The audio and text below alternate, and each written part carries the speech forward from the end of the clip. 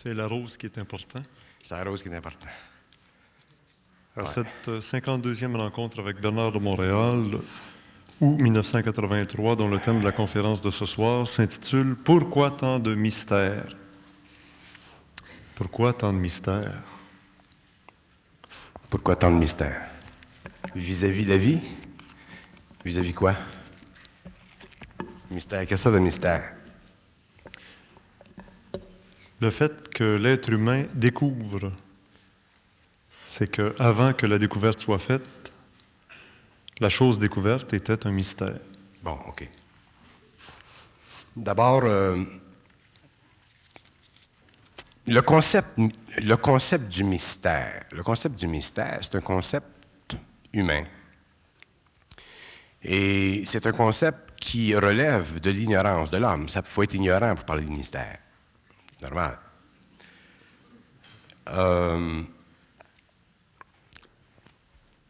Ce que l'homme ne comprend pas, ce qui est vaste, devient pour lui mystérieux, surtout ce qui a à faire avec l'origine de la vie, et ainsi de suite.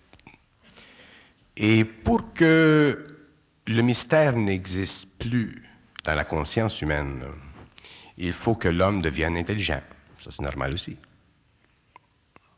Mais intelligent d'une façon différente de l'intelligence à laquelle on est habitué depuis des siècles. Ou il faut que l'homme soit intelligemment différent ou différemment intelligent.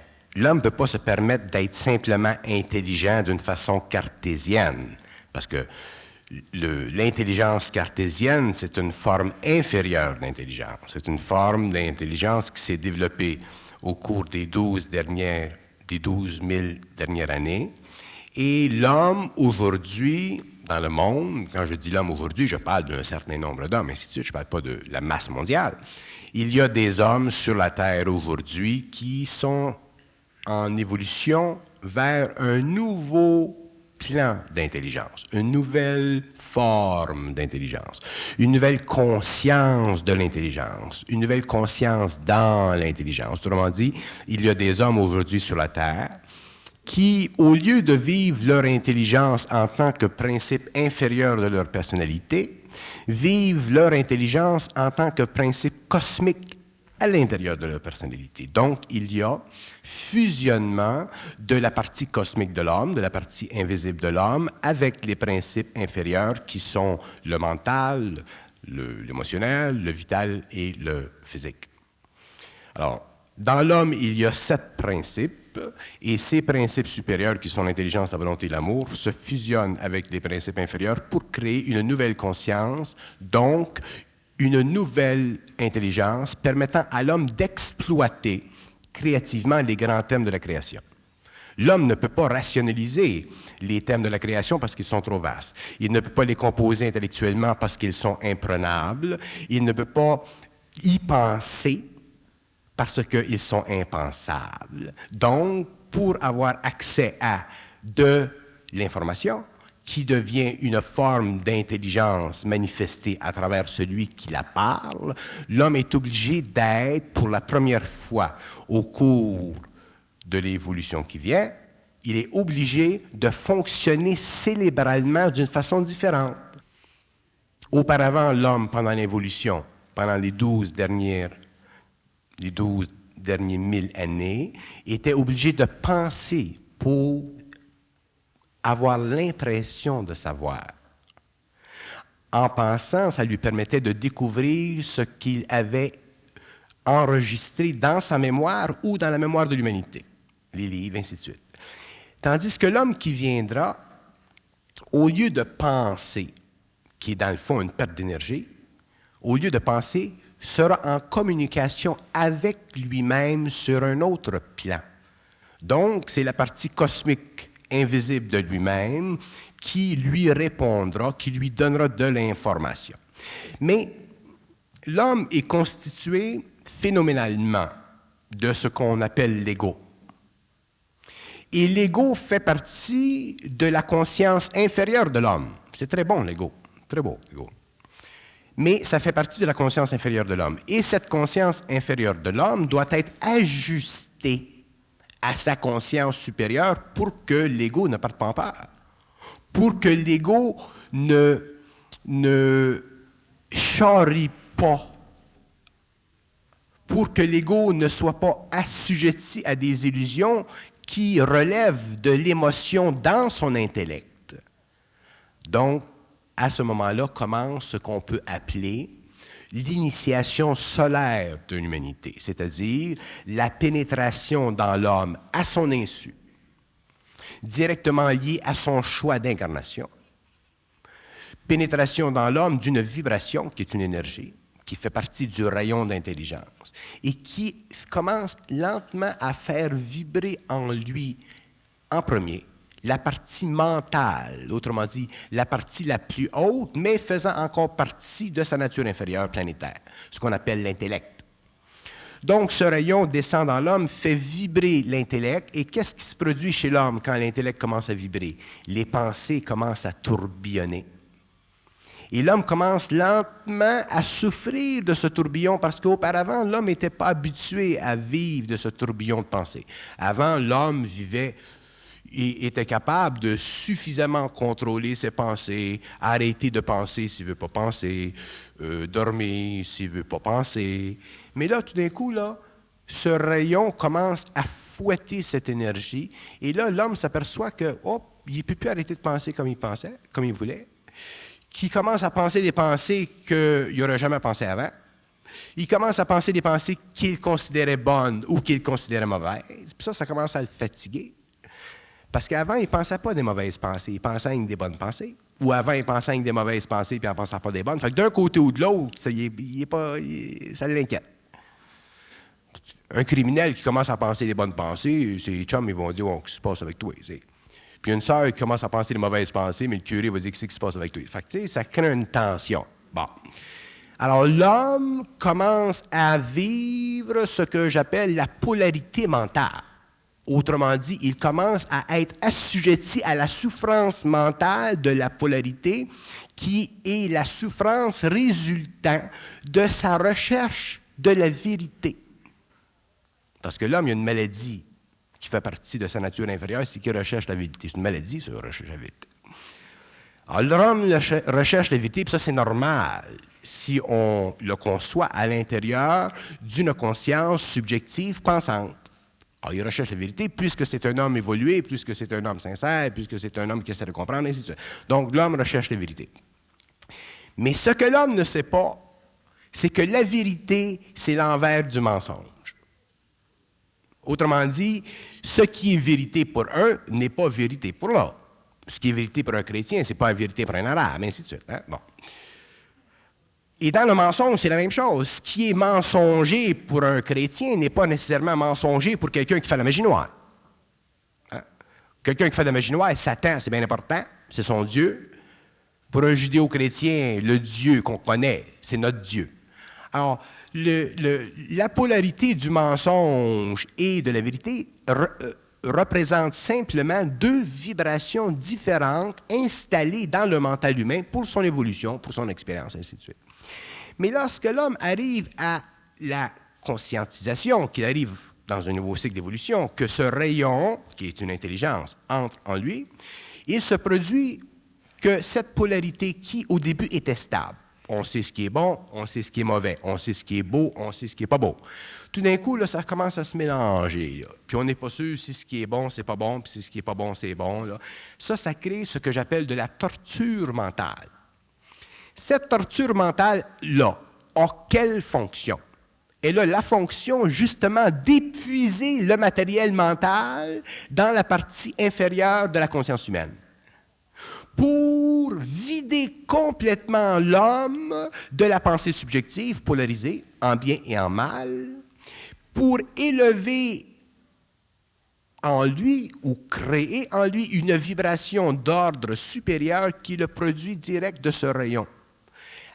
À ce moment-là, quand c'est créé cette couche d'énergie-là dans le mental humain, on dit que l'homme a une conscience supramentale, c'est-à-dire une conscience qui est suprarationnelle, qui est intelligente en elle-même, qui est créative en elle-même, mais dont la fonction exorcise à tout jamais au fur et à mesure que l'homme entre de plus en plus dans le pouvoir du rayon, exorcise à tout jamais la polarité pour l'amener éventuellement, au cours des années, à un état mental supérieur où il n'a plus besoin de penser pour savoir. À ce moment-là, le rayon l'informe, l'homme devient automatiquement connecté, si vous voulez, ou un canal, si vous voulez, avec une archive très vaste qu'on peut appeler la mémoire cosmique, et selon son plan de vie, selon sa capacité de supporter ce rayonnement d'énergie, il a accès à plus ou moins d'informations. Il est capable, selon son émotivité, ajuster à son mental, qui en retour sont ajustés à son mental supérieur. Il est capable de plus ou moins, selon son état, selon son évolution, selon son plan d'incarnation, selon son plan de vie, il est capable éventuellement de raffiner instantanément la connaissance, c'est-à-dire de donner à la connaissance qui est cosmique un visage humain pour un enseignement ou une instruction ou une science quelconque sur la Terre. Parce que l'homme fonctionne toujours avec des mots. Même dans la communication, l'homme fonctionne avec des mots. C'est seulement lorsque l'homme, plus tard, sort de son corps, va sur un plan qu'on peut appeler l'éther, où il entre en contact conscience directe avec son double, qui est la partie cosmique de lui-même, qu'à ce moment-là, il est capable d'utiliser le principe actif de la création atomique et installer dans le mental de l'homme, à distance ou en proximité, l'information qu'il veut pour des formes de communication nécessaires à l'évolution ou à son travail. On appelle ça de la télépathie. Alors, qu'est-ce que c'était votre question? La question était pourquoi tant de mystères? Oui. Alors, les mystères naissent du fait que l'homme essaie de penser à ce qui ne se pense pas. Mais comme il a de l'intelligence, parce qu'il a un principe mental inférieur développé, il est obligé, de par expérience, d'essayer de comprendre ce qui ne se comprend pas. Donc, qu'est-ce que c'est un mystère? C'est essayer de comprendre ce qui ne se comprend pas. Alors, on dit, moi, je ne me rappelle pas trop du petit catéchisme, là, mais le petit catéchisme, essentiellement, là, ça devait être comme ça. C'est quelque chose que, essaye pas de le comprendre, ça ne se comprend pas, mais c'est ça. On appelle ça un mystère. Puis pour supporter la validité d'un mystère, on lui donne une valeur morale qu'on appelle la foi. Donc, manque pas de questions, c'est de même, tout est correct. D'abord. Bon. Seulement, ce que l'homme réalise avec le temps, ou ce que l'humanité réalisera avec le temps, c'est que ce n'est pas mauvais de la foi, c'est très bon d'ailleurs, la foi. Un mystère, c'est pas mauvais, c'est très bon aussi. Parce que ça fait partie de l'état psychologique de l'homme inconscient. C'est normal, c'est très beau, très bon. Il y a eu des grands livres écrits sur le mystère. Des grandes professions de foi faites, ainsi de suite. Mais l'homme, ça va plus loin que ça. Et c'est là que le mystère doit être compris et que la foi, sa fonction, doit être comprise en fonction du mystère, mais sous la clarté d'une intelligence supérieure qui fait partie de l'homme, évolué, et qui permet à l'homme, pour la première fois, au cours de l'évolution, ou la première fois à la fin de l'évolution, de commencer à déterminer la raison d'être de sa fonction créative, matérielle, planétaire. C'est-à-dire que ça permet à l'homme de savoir d'où il vient, où il s'en va, pourquoi est-ce qu'il est ici, qu'est-ce qu'il fait ici, avec qui est-ce qu'il parle, à quoi sert ce qu'il dit, à quoi sert ce qu'il construit, quelles sont les conséquences de ce qu'il construit, ainsi de suite. Autrement dit, ça donne à l'homme la capacité, pour la première fois, de prendre conscience de l'activité créative en lui qui fait partie de l'unitarisation ou de l'unité entre son aspect cosmique et son aspect planétaire. Et ça continue, ainsi de suite. Puis éventuellement, l'homme, naturellement, à cause des changements vibratoires qui sont vécus ensuite sur le plan émotionnel, ensuite sur le plan vital et ensuite sur le plan physique, ça permet à l'homme éventuellement de pouvoir créer en lui une dislocation, c'est-à-dire sortir de son corps matériel, de le contempler non pas par le biais du corps astral, mais par le biais d'une enveloppe énergétique qui est autre, qui est son double et qui est en connexion instantanée direct avec le cosmos et qui fait partie de sa double nature, mais de sa nature cosmique. Comment se fait-il que lorsque certains mystères tombent, l'être humain n'arrive pas à la réalité, je ne dis pas à la vérité, de cette réalité, mais à la réalité même, que ça se fait toujours par des biais indirects. OK. Quand un mystère est soulevé, quand on commence à comprendre quelque chose, c'est pas parce qu'on comprend quelque chose qu'on fait l'expérience de ce que l'on comprend. On peut comprendre quelque chose. Moi, je peux m'asseoir dans ma chaise, puis parler avec mon contact, puis dire, bon, explique-moi donc comment se construit une nébuleuse. Il va me parler pendant des heures, puis il va m'écœurer, puis après ça, il va dire, bon, lâche-moi en paix, je veux rien savoir. T'sais. Ça. Fait que là, je vais te dire, bon, ben, il me dit qu'une nébuleuse, ça se construit de même, Toi aussi, tu vas être écœuré, fait qu'on va prendre un café après. Bon. Mais de là à changer de plan et à aller voir dans la conscience universelle, dans les archives, comment se construit une nébuleuse, c'est un autre paire de manches. Donc, on a brisé un peu l'aspect mystérieux de la chose, mais ça ne veut pas dire qu'on comprend expérientiellement la chose. Prenons Dieu. Dieu, c'est au bout de cette affaire-là. Bon. Fait que tu t'assis dans ta chaise, puis tu parles à ta source, qui est toi-même sur un autre plan, puis tu dis, parle-moi non de Dieu. Fait qu'il va te parler de Dieu, toi, il va te parler de Dieu à ta façon, mais il va m'en parler à ma façon, il va en parler à une autre personne qui peut communiquer avec toi à sa façon. Fait qu'on reçoit on a en soi nous-mêmes, donc nous-mêmes communiquent avec nous-mêmes selon nous-mêmes. Fait que moi-même, je suis différent de toi, toi, tu es différent de moi. Fait que c'est évident que les réponses que tu vas te donner vont être différentes de les miennes, mais elles seront essentiellement les mêmes. Parce que la connaissance est universelle et ça n'appartient aucunement à aucun homme. C'est universel. Donc, je m'assis, moi, puis je me demande pas, moi non Dieu. Alors, selon ma réceptivité, selon ma capacité d'absorber cette énergie-là qui est foudroyante, à ce moment-là, je vais aller plus loin peut-être que Joe Blow dans la compréhension de ce qu'on appelle le mystère de Dieu. Puis je vais en parler, ou je vais l'écrire, et ainsi de suite. Mais ça ne va pas me faire comprendre qu'est-ce que c'est cette chose-là qu'on appelle Dieu. Mais ça va me faire comprendre que cette chose-là qu'on appelle Dieu, c'est un concept, donc c'est une forme, donc c'est une illusion. Donc, c'est une autre réalité, mais à laquelle on n'a pas accès sur le plan matériel parce qu'on est limité par notre corps. Donc, si tu veux savoir qu'est-ce que c'est Dieu, si tu veux savoir qu'est-ce que c'est une nébuleuse, sors de ton corps puis va voir. Mais pour aller voir, il faut être capable de sortir. Mais on ne peut pas sortir parce qu'on veut. C'est plus de l'astral, c'est plus des voyages de l'âme. Les voyages de l'âme, c'est de Montréal à Sherbrooke. Là, tu es dans une autre dimension. Alors, pour aller dans cette autre dimension-là, il faut qu'il y ait eu une altération de ton électromagnétisme corporel, de ton magnétisme corporel, de ta chimie, ainsi de suite, pour que quand tu sors, tu tombes pas en panne. Parce que si tu es sur la rue Sainte-Catherine puis tu sors, il faut que tu continues à fonctionner. Parce que là, ils vont te rentrer à Grande-Bâtisse ou ils vont te rentrer à Royal-Vic. Puis quand tu vas revenir, tu vas te chercher. T'sais? Alors, il faut qu'il y ait une relation très étroite entre ton double et ton corps matériel.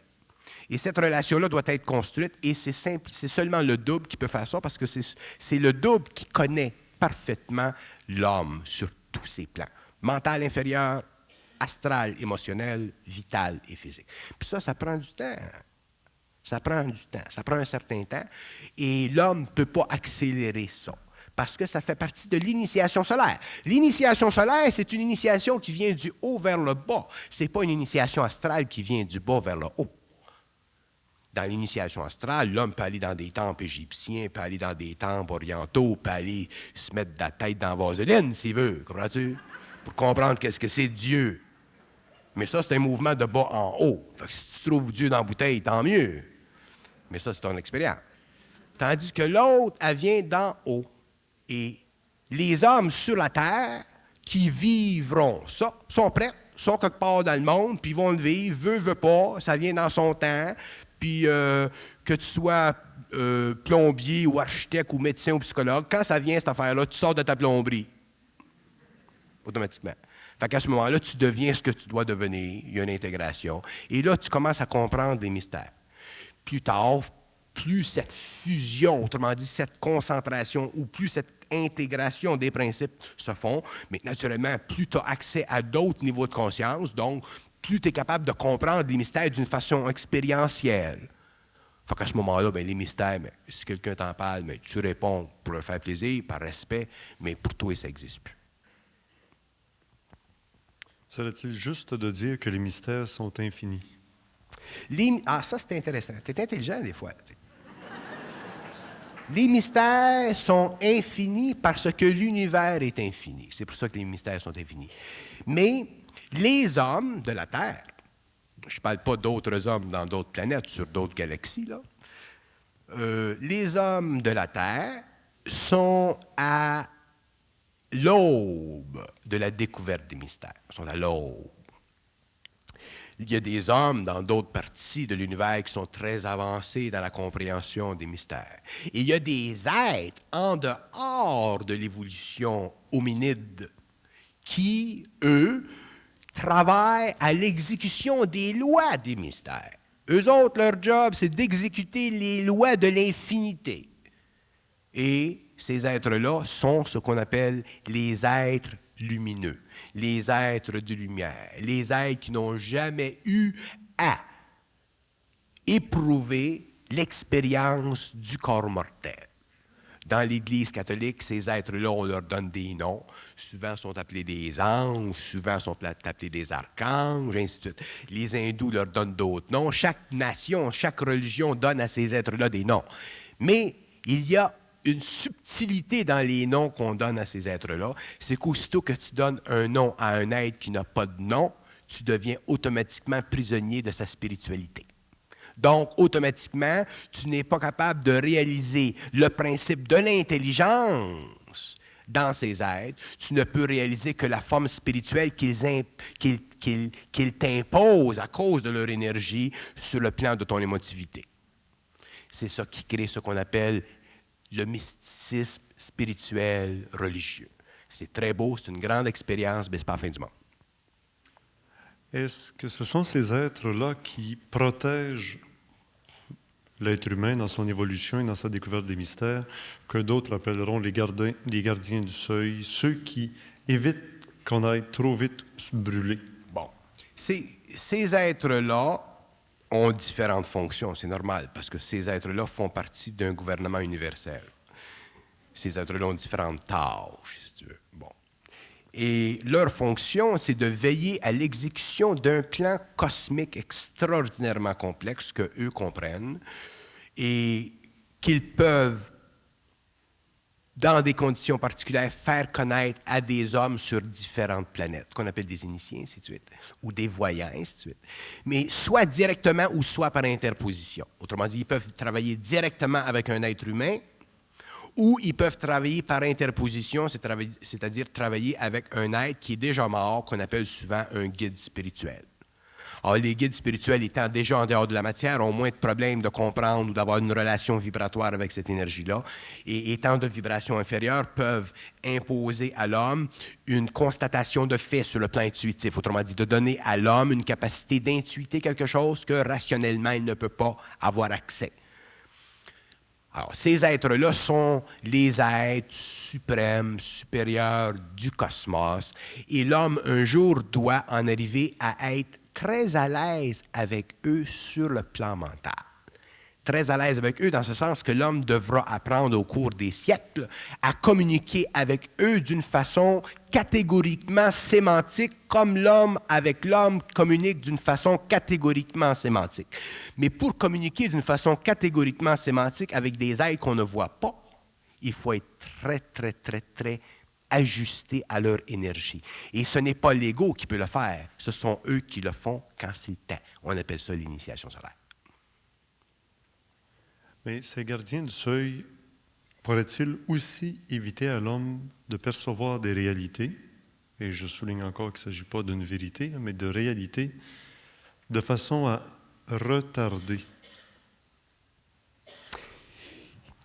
Le concept, ces êtres-là ne peuvent pas retarder l'évolution, mais ils peuvent mesurer l'échéance d'une évolution. Ils sont capables de savoir, à cause de leur de leur compréhension parfaite de la structure atomique de l'homme.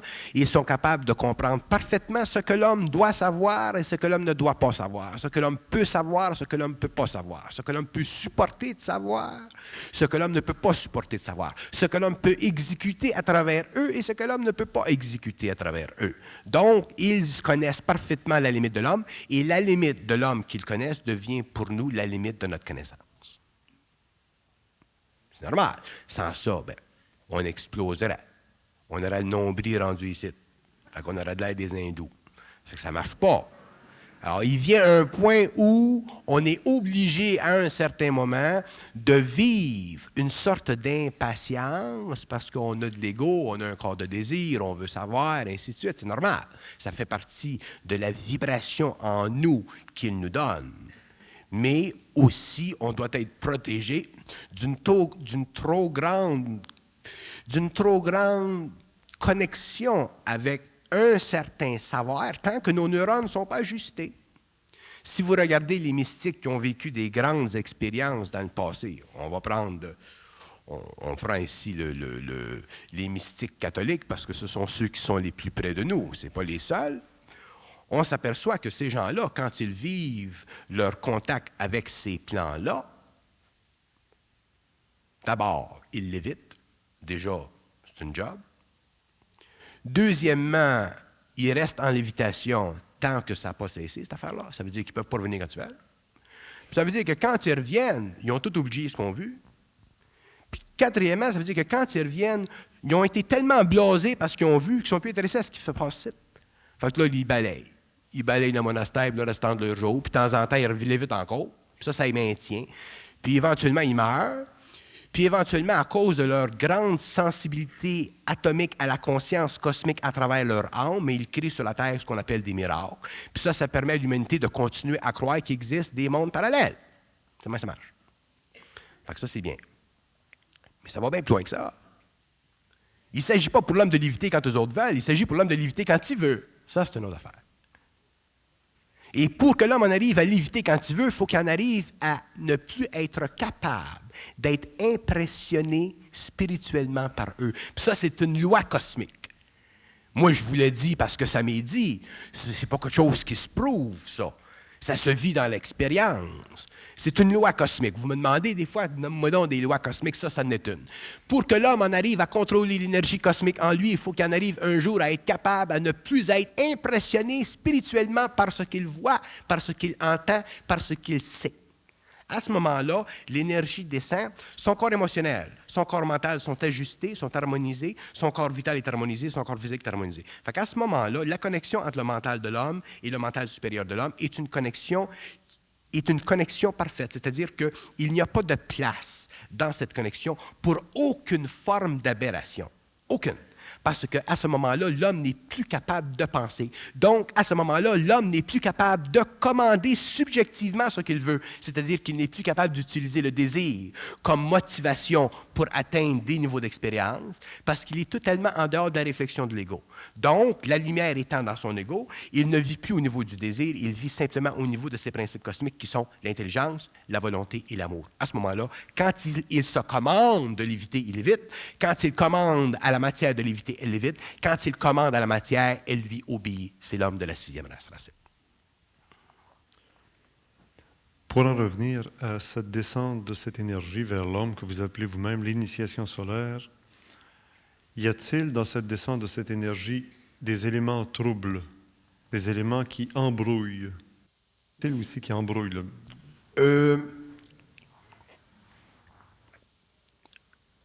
Quand vous passez une énergie intense à travers un fil qui n'a pas de résistance, il fond. Quand cette énergie-là passe à travers l'homme, il y a automatiquement une transmutation. C'est-à-dire qu'il y a dans l'homme de la fonte. Il y a quelque chose dans l'homme qui fond. Qu'est-ce que c'est dans l'homme qui fond? Ce sont les illusions. Ce sont les illusions. Parce que le mot illusion, c'est un mot universel qui contient tout ce qui n'est pas réel. Donc, il y a dans l'homme un ajustement entre l'illusion, autrement dit, son expérience consciente subjective, et le réel qui fait partie de eux, de ces niveaux de réalité-là. Donc, automatiquement, l'homme est obligé, en contact avec cette énergie-là, de subir des changements vibratoires sur le plan de son mental, sur le plan de son émotion, et éventuellement sur le plan vital et sur le plan physique, selon le degré d'évolution qu'il peut atteindre. Donc, c'est naturel. C'est inévitable. D'ailleurs, les initiés ont toujours dit que les hommes de la sixième race, ceux qui passeront de la cinquième à la sixième, ceux que certains ont appelés les fils de la lumière, ceux que Jean 23 a appelés les fils de la lumière. Les fils de la lumière souffriront de grandes souffrances. Pas de choix. Pourquoi? Parce que quand ça passe, ce rayon-là, c'est trop fort pour nos reins.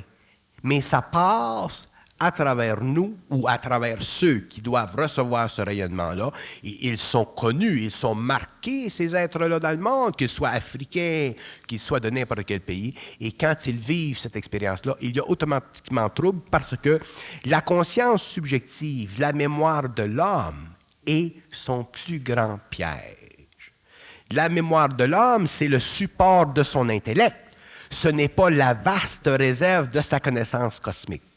Donc, tant que l'homme n'a pas accès à ces principes cosmiques, il ne peut pas utiliser la mémoire cosmique. Donc, il utilise une mémoire inférieure qui est expérientielle, qui est plus ou moins valable. Et cette mémoire, lorsqu'elle vient en contact au niveau de la forme, des pensées, avec ce rayon d'énergie, ça crée dans l'homme de la turbulence et ça peut créer de la confusion énorme. Et cette confusion est un signe de l'élargissement de la conscience mentale de l'homme. Et tous les hommes que je connais, moi, dans mon expérience, qui sont ou qui ont été en contact avec cette énergie, ont vécu un niveau quelconque de confusion à un certain point.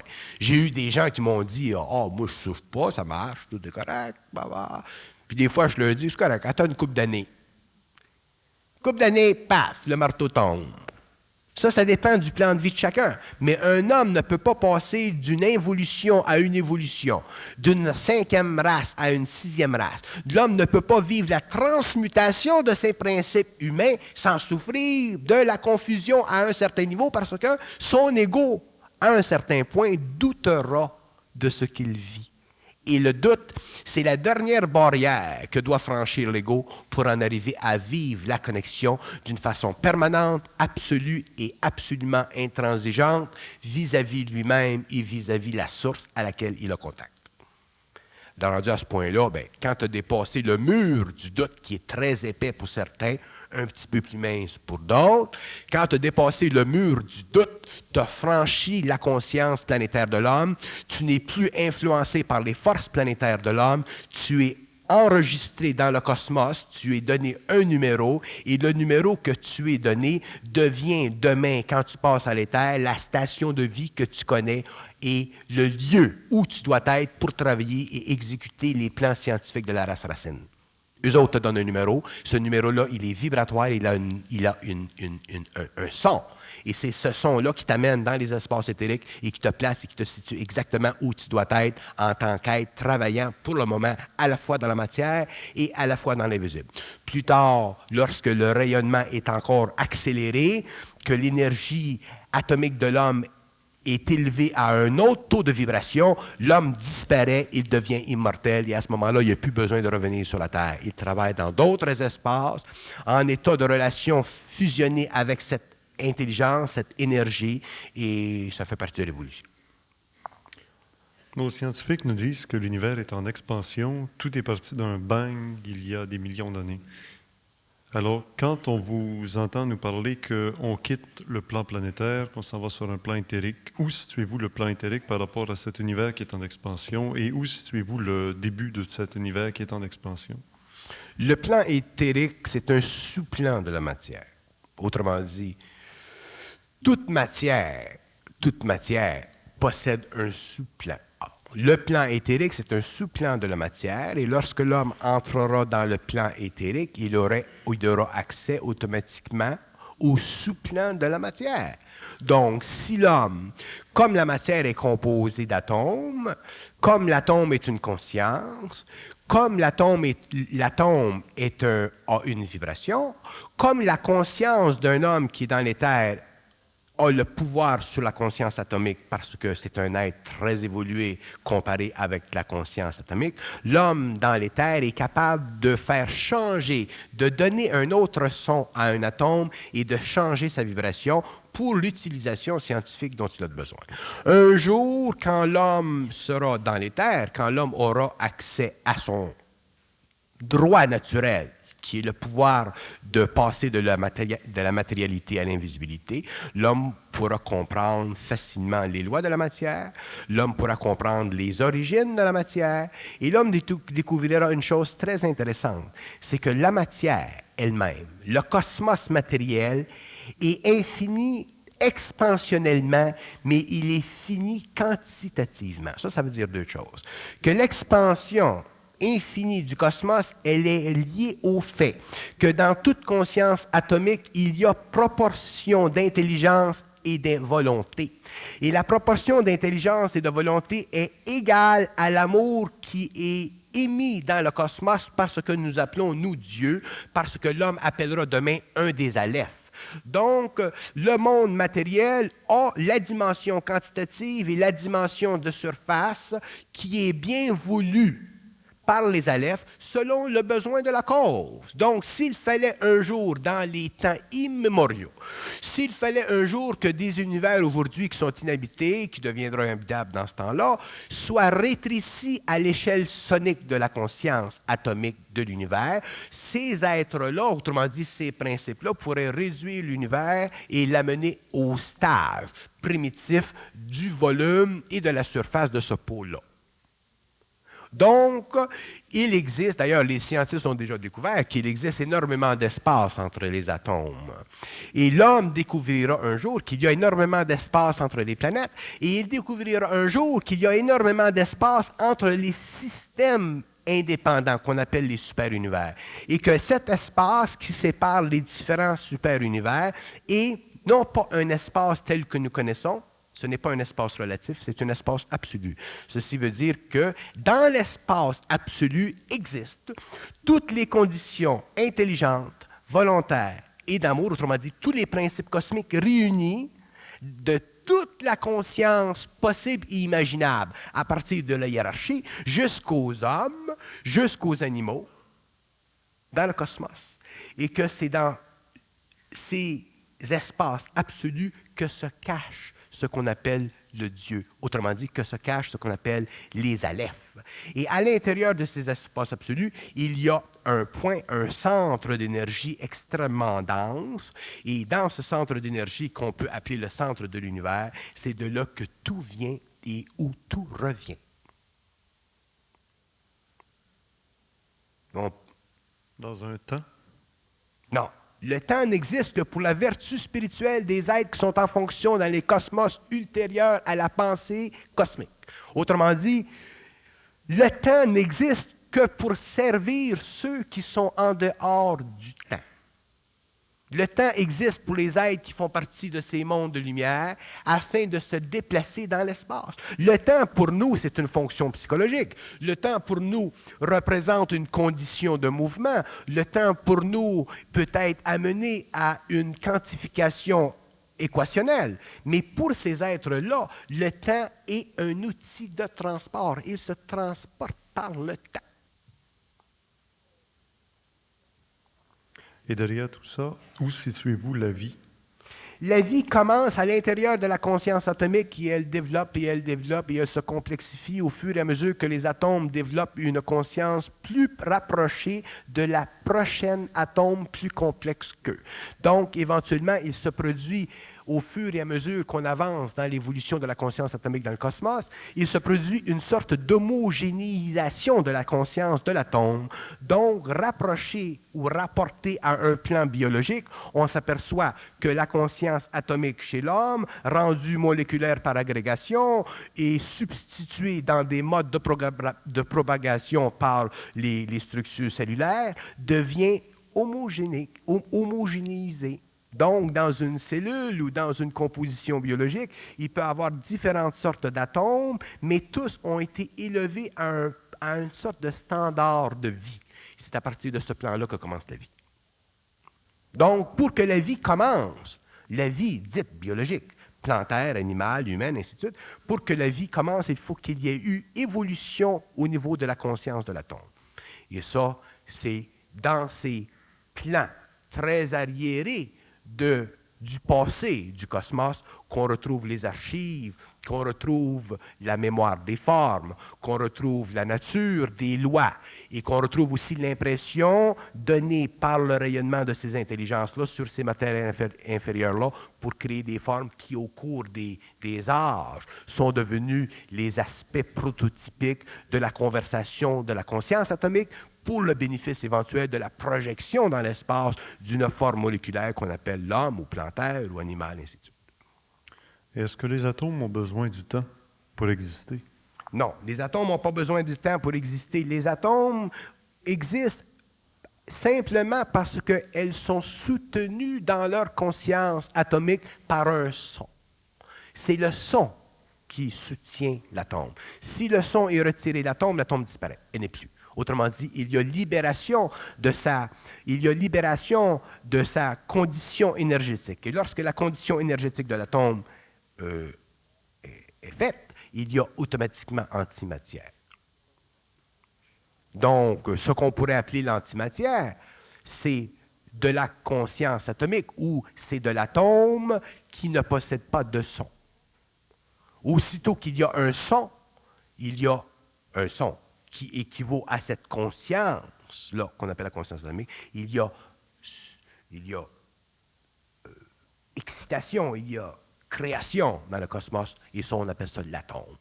Mais l'atome qu'on connaît, ce n'est pas l'atome le plus petit. Il y a des formes d'atomes que la science future découvrira, qui sont très, très, très, très, très, très, très étérielles. Mais l'homme aura, à ce moment-là, d'autres moyens pour les découvrir, ces atomes-là. Expliquez-nous la loi de la gravité. La loi de la gravité? La loi de la gravité, c'est une loi... D'ailleurs, la gravité, ça n'existe pas. La gravité, c'est une illusion créée par la conscience atomique qui est le produit de l'accumulation et de la concentration et du maintien du son. Le son est maintenu. Vous maintenez le son de l'atome, il y a gravité. Si vous retirez le son à l'atome, automatiquement, il y a absence de gravité. La lévitation, c'est ça. Quand un saint rencontre la Sainte Vierge, entre parenthèses, là, on ne va pas dire ce que c'est la Sainte Vierge, on va rentrer là-dedans, on n'arrêtera plus. Quand un saint entre en contact avec un être éthéréel, il l'évite. Pourquoi? Parce que l'être éthéréel qui entre en contact près de lui altère le son de la conscience atomique de ses principes, donc il évite.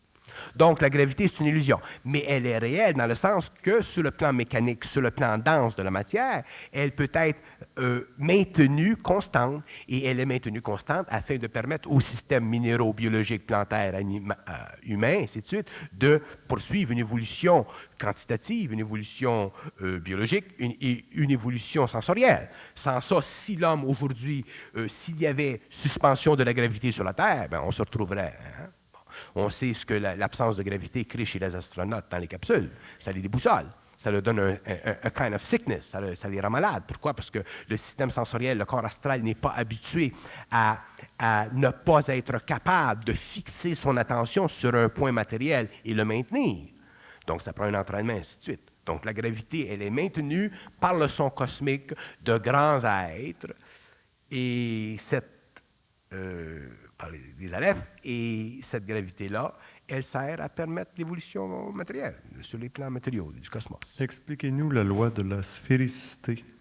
La sphéricité, c'est une composante à droite de l'exécution temporaire sur tous les plans de la ligne droite explosée dans le temps pour permettre à l'atome de se régénérer sur le plan de l'énergie. C'est pour ça que la sphéricité dans son composante totale sur le plan de l'atome est la sphère, ou pas la sphère, mais est la forme la plus parfaite parce qu'elle ne peut pas regresser dans le temps. Elle doit exploser ou diminuer à un point afin de perdre toute notion d'elle-même, c'est-à-dire sur le plan de la conscience atomique. Lorsque la sphère diminue, il y a changement de dimension. Donc, là, si vous voyez un objet volant non identifié, comment est-ce que vous appelez ça? En tout cas, c'est ça. Si un objet volant non identifié entre dans l'atmosphère de la Terre, quand il disparaît, il ne voyage pas dans l'espace. Il change de dimension. Donc, si sa sphéricité n'est pas parfaite, s'il y a un plan, ainsi de suite, à ce moment-là, il y a automatiquement un rétrécissement de sa forme atomique et éventuellement, lorsqu'elle atteint le point, à ce moment-là, elle change de temps. Il disparaît, dématérialise et se réorganise sur un autre plan. Et à ce moment-là, elle peut être très, très différente de la forme qu'elle avait auparavant. Elle va prendre la forme pour l'homme, mais la rendue sur l'autre plan, elle prendra la forme que les intelligences veulent bien lui donner ou la forme qu'ils ont besoin pour se mieux véhiculer dans le cosmos. À qui devons-nous rendre des comptes et pourquoi devons-nous rendre des comptes vis-à-vis la justice des soumissions aux lois cosmiques? On ne peut pas enfreindre les lois cosmiques. Ah, c'est subtil ce que vous dites. C'est pas qu'on ne peut pas enfreindre les lois cosmiques, c'est qu'on les enfreint quand on est ignorant. Quand on n'est plus ignorant, on n'est plus capable de les enfreindre parce qu'on n'est plus ignorant. Mais dès qu'on les enfreint, on paye pour. Quand on les enfreint, on paye pour parce que si on ne payait pas pour avoir enfreint une loi cosmique, autrement dit une loi de vie, on ne pourra pas évoluer. Alors pourquoi ne pas avoir la possibilité de changer les lois cosmiques? Les lois cosmiques ne se changent pas. Pourquoi? Parce qu'elles sont immuables. Elles sont immuables parce qu'elles ont été établies de tout temps par les Alephes. Pourquoi? Parce qu'elles sont parfaites. Et si elles sont si parfaites, il serait donc impossible de pouvoir jouer dans les lois cosmiques. On ne pourrait jamais enfreindre une chose parfaite. On ne peut pas enfreindre une chose parfaite, c'est pour ça qu'il y a une loi de retour. Et c'est ça qui permet l'évolution. Si les lois cosmiques n'étaient pas parfaites, il n'y aurait pas d'évolution possible, il y aurait une faille quelque part. Alors à qui devons-nous rendre des comptes? À personne. On n'a pas de compte à rendre à personne. Rendre un compte, l'expression philosophique de rendre un compte à quelqu'un, c'est simplement une expression philosophique temporelle, matérielle, sociétale. Sur la Terre, on rend compte à l'homme parce que l'homme sur la Terre est un être à droit égal avec soi. Donc, si l'homme sur la Terre est un être à droit égal avec soi, il a droit à égale partition dans la vie de la justice qui émane de soi ou qui émane de lui-même. Donc, sur la Terre, on doit respecter ceci. Sans ça, ça serait le chaos social. Mais sur le plan cosmique, c'est plus une question de philosophie, c'est une question de conscience. C'est plus une question de philosophie. Moi, je connais beaucoup de gens qui, philosophiquement, vont parler de la conscience, ou de l'âme, ou de Dieu, ou de la spiritualité, ou de la Sainte Vierge, whatever. Mais dans leur vie, il y aura quelque part, une diminution de leur conscience. Autrement dit, une activité qui créera une régression, qui créera une désharmonie quelconque. Une désharmonie subjective quelconque. Quelque part là-dedans. Et éventuellement, mais ils ne paieront pas, soit dans la maladie, ou soit dans quelque chose, dans une autre vie. Mais il y a effectivement une loi d'équilibre. Il y a une comptabilité. Il faut qu'il y ait comptabilité. Mais c'est réparti dans le temps. Si l'homme payait instantanément, si notre civilisation, aujourd'hui, payait instantanément cette dette, si vous voulez, à cause de l'affront que nous créons contre les lois cosmiques, on ne pourrait pas évoluer. On n'aura pas le temps de prendre l'expérience. On se détruit la main. Alors, il nous est donné du temps. De là, les cycles d'incarnation, ainsi de suite. Si l'absolu est, l'absolu est-il? Ah, c'est intéressant, ça. Le concept d'être est un concept humain qui permet à l'homme qui est conscient de penser qu'en étant conscient, il est. Mais il pense qu'il est parce qu'il a conscience simplement de vivre astralement au niveau de ses sens pour percevoir la forme en dehors de lui. Changez-les de plan, cet homme-là. Mettez-les dans le rêve. Quand tu rêves, as-tu conscience d'être autant que quand tu es sur le plan matériel? Hein? Tu es pourtant, mais tu n'es pas philosophiquement conscient de la nécessité de prendre conscience de ton être-té pour le bénéfice sensoriel de ton ego. Pourtant, tu es. Tu te réveilles le matin et tu dis, ouais, j'ai rêvé hier, j'ai eu du fun, fait, c'est papa. Puis ça, c'est sur le plan astral, c'est sur le plan de l'âme. Change de plan, c'est un volontaire. Ça change. Fait que si tu demandes la question, est-ce que l'absolu est, c'est une question qui est simplement une question philosophique. Être ne veut absolument rien dire quand l'absolu est absolument absolu. Faisant partie de cet absolument absolu, ne peut-on pas réaliser qu'en soi, on se ment lorsqu'on s'imagine être limité? Oh, très juste, très juste. L'homme qui se sent limité ou qui se croit limité ou qui se dit limité ou qui vit une limite, automatiquement retarde son évolution. Parce que l'homme, ce n'est pas que l'homme est sans limite dans le sens que l'homme est sans limitation. L'homme a des limitations. Les êtres sur les autres plans ont leurs limitations. Les êtres qui gèrent les cosmos, les Christ providentiels, les fils créateurs, ces êtres-là ont conscience de la limitation, de leur limitation. Et ils ont besoin d'une limitation pour bien voir à la concrétisation à l'intérieur des limites de leur monde. Sans ça, ça serait une diffusion dans le cosmos de leur activité. Il n'y aura pas d'ordre.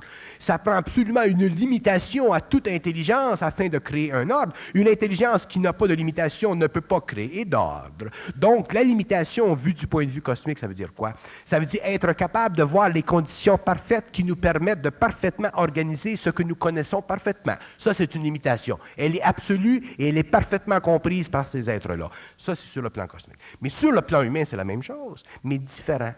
Le problème de limitation n'existe pas avec les êtres cosmiques. Mais sur la Terre, à cause de notre conscience psychologique, à cause de notre être-té, à cause de notre ego, à cause de notre insécurité, à cause de notre condition humaine, à cause de notre ignorance, si vous voulez, on se conçoit, on se voit, on se perçoit comme étant limité parce que nous sommes affectés tellement par les influences planétaires qu'il nous est impossible de concevoir qu'au-delà de notre nature humaine inférieure, il y a une nature humaine supérieure, donc une addition à notre nature humaine, et c'est cette addition à notre nature humaine planétaire qui nous donne la capacité de réaliser que nous avons d'autres capacités qui deviennent d'autres limitations dans le temps, mais suffisamment avancées dans le temps pour nous permettre, dans notre temps, d'exploiter à très vaste échelle le potentiel créatif de notre conscience. Donc, pour un homme de se concevoir, de se croire, de se limiter, c'est pas bon parce que ça le limite. Pour un homme de réaliser qu'il y a en lui des forces créatives qui sont très vastes, ça lui donne une capacité de dépasser les limites qu'il s'est données psychologiquement, philosophiquement et spirituellement, et qui l'amène éventuellement à prendre conscience, contact avec des intelligences dans d'autres mondes parallèles, et commencer à travailler sur un plan de science qui est valable pour l'humanité, pour l'évolution et pour tous les royaumes. Pouvez-vous nous expliquer Dieu doit se rapatrier? Dieu doit se rapatrier. Le concept que vous me demandez, c'est un concept spirituel. Je peux vous en parler, si vous voulez. Moi, ça ne me dit rien, mais ça me dit quelque chose. Ça ne me dit rien dans le sens qu'à une certaine échelle d'évolution, Dieu est déjà rapatrié. Sur un autre plan d'évolution, Dieu doit se rapatrier dans ce sens que la conscience psychologique subjective de l'homme doit être réunie à sa conscience cosmique. Alors, quand on dit que Dieu doit se rapatrier, ça veut dire que la partie universelle de l'homme doit s'intégrer avec la partie planétaire pour former un homme nouveau. Vous nous aviez déjà dit cela dans les 10 premières conférences. Dieu, un jour, doit se rapatrier dans le sens où l'univers doit revenir de l'alpha à l'oméga, comme aurait dit Pierre d'ailleurs. Oui, ça, c'est sur un plan plus vaste. Dieu se rapatrie sur le plan des absolus en conséquence du perfectionnement des sciences qui auront été dans ces âges-là, développées, comprises par ceux qui font partie des mondes de la lumière, de la hiérarchie. Ce sont les êtres en évolution dans les mondes parfaits qui ont la tâche, si vous voulez, de comprendre Dieu. Ce n'est pas Dieu qui a la fonction de se comprendre. Dieu, ce n'est pas d'abord un être, anyway. Bon, on va rester sur ça un petit peu, là, parce qu'on peut dire quelque chose. Là. Dieu, ce n'est pas un être. Dieu, c'est de l'énergie. Les êtres sont le produit de l'énergie. Vous allez me demander d'où vient l'énergie. L'énergie s'auto-manifeste. Qu'est-ce que ça veut dire? Ça veut dire que l'énergie a toujours été.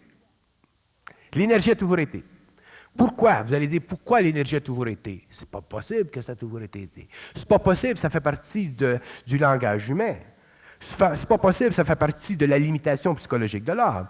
C'est pas possible, c'est le résultat de l'incapacité chez l'homme de comprendre que l'infinité, c'est le début de la conscience aléfique. Donc, si l'infinité, c'est le début de la conscience aléfique, que vous avez dans le cosmos invisible, sur les hauts paliers de l'évolution, des êtres qui ont été créés par la conscience atomique, en évolution, et que vous considérez la conscience aléfique comme étant une manifestation de principe à l'intérieur de la catégorie limitrophe de cette infinité-là, à ce moment-là, vous pouvez commencer à réaliser que Dieu n'existe pas en tant que tel que nous le concevons, que Dieu, c'est de l'énergie qui s'auto-développe, qui s'auto-manifeste, parce qu'elle est infiniment, parfaitement organisée. Ça veut dire quoi? L'infinitude de son organisation parfaite relève de la science que les êtres sur ces plans-là sont en train d'étudier. Si ces êtres-là canalisent de l'information vers l'homme, c'est pour l'instruire un petit peu plus, mais c'est absolument impossible à un être humain de comprendre ou de transposer dans des mots ce qu'une vibration émanant d'un rayon peut catégoriquement expliquer sur le plan de la conscience atomique de ces alephes-là. Donc, autrement dit, ce que je veux dire, c'est que si il était donné à un être humain de recevoir dans son cerveau l'équivalence d'une lettre dans, entre parenthèses, le cerveau de ces êtres-là, son être dématérialiserait parce qu'il y aurait trop d'énergie. Autrement dit, une lettre, la valeur d'une lettre dans le cerveau de ces êtres-là détruirait l'homme. L'homme n'est pas un être qui doit être amené à la conscience par la connaissance. Il doit être amené à la connaissance par la conscience. Ça, c'est important pour tout le monde. L'homme est amené à... Qu'est-ce que j'ai dit? En tout cas, c'est ça. Le point qui est important pour l'homme aujourd'hui, surtout maintenant qu'on rentre dans l'autre phase du V, c'est de lentement réaliser que tous les outils seront donnés à l'homme sur la Terre. Tous les événements seront donnés à l'homme sur la Terre pour créer un âge nouveau. Mais ce n'est pas à nous autres de commencer à nous casser la tête puis commencer à penser comment ça va se faire. Dans la deuxième partie de cette soirée de Montréal, on verra les mystères propres à la psychologie de l'être humain. Merci Bernard.